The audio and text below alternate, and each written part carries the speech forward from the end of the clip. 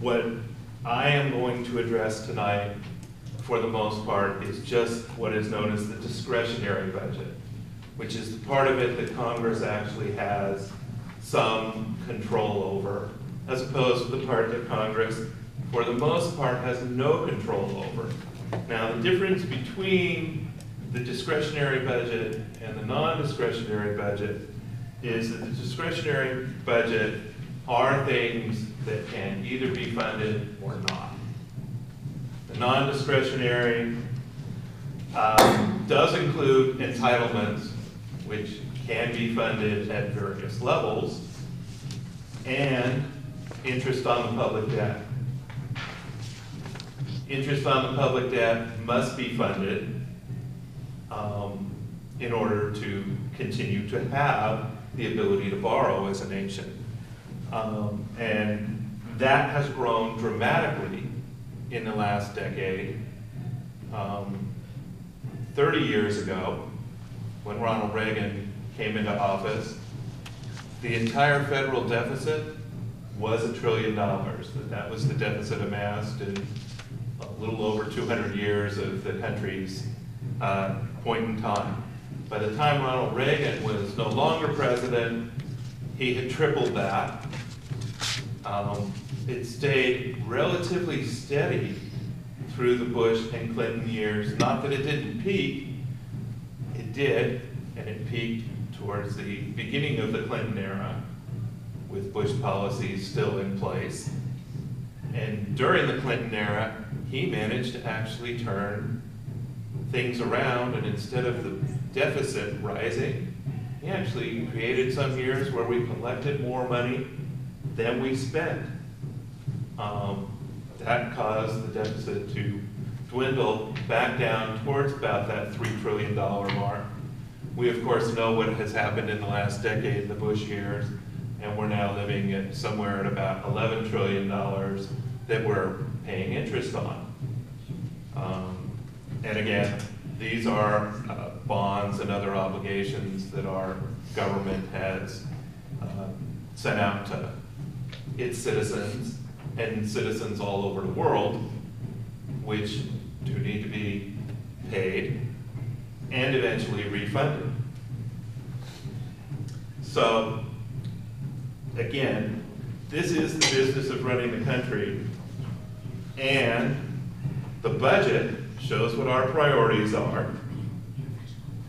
And the thing we have to understand, and most of us do, is that even in something as vast as the federal government, funds are not unlimited.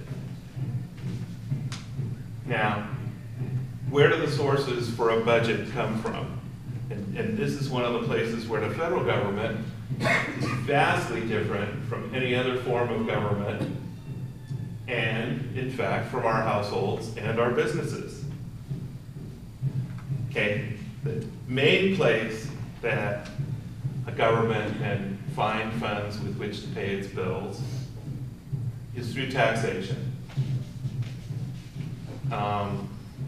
Again, most of us aren't really excited about the concept of paying taxes. I'm no more excited than anybody else, but we have certain needs, and we have these needs in common. And I think if you take a look at those 23 different departments, you can realize that while some of them may not apply to you, most of them do. Even if we get to something like the one that's at the top, the Department of Agriculture, which most of us aren't farmers. But we sort of need a Department of Agriculture because most of us like to eat, and a whole lot of our food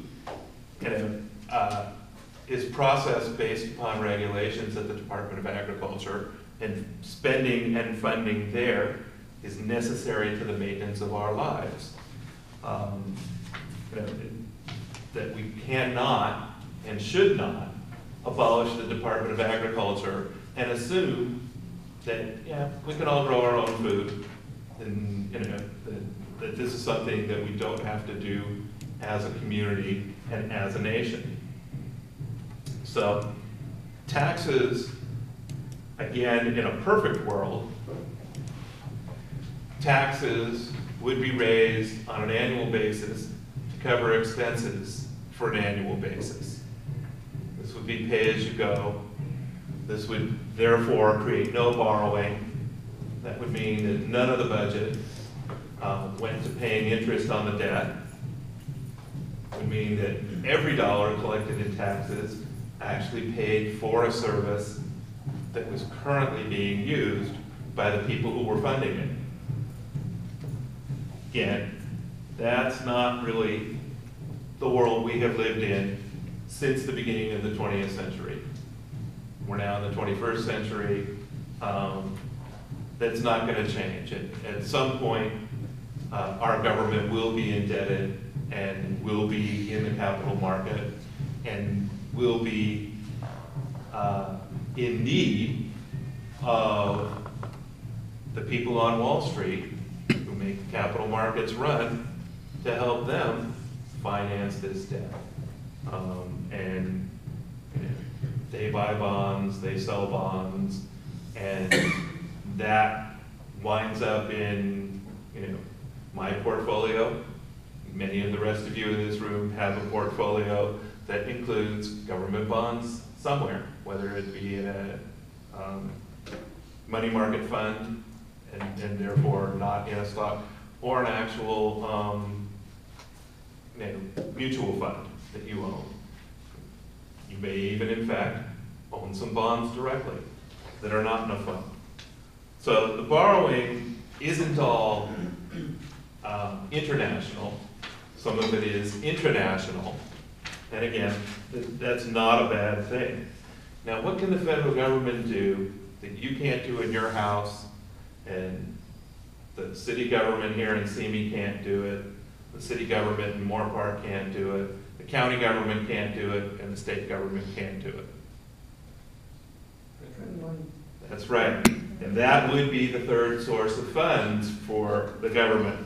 Now, what's the problem with printing money to pay your bills? It causes inflation and frequently can cause hyperinflation, which is not a situation any of us want. So, guess what? That leaves us back to, we really do need to pay taxes in order to have services. Now, I'm going to talk about some specific services now. And the one that I put, well, actually, let's look at, I don't have one here in mind, but I think it should be page, no, oh, it's not page 2. It's actually page 7, although it's probably page 8 in your packet, but it says 7 at the bottom.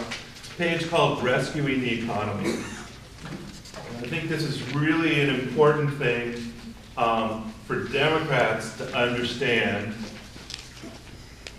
what has happened during this year of the Obama administration and what he is proposing going forward.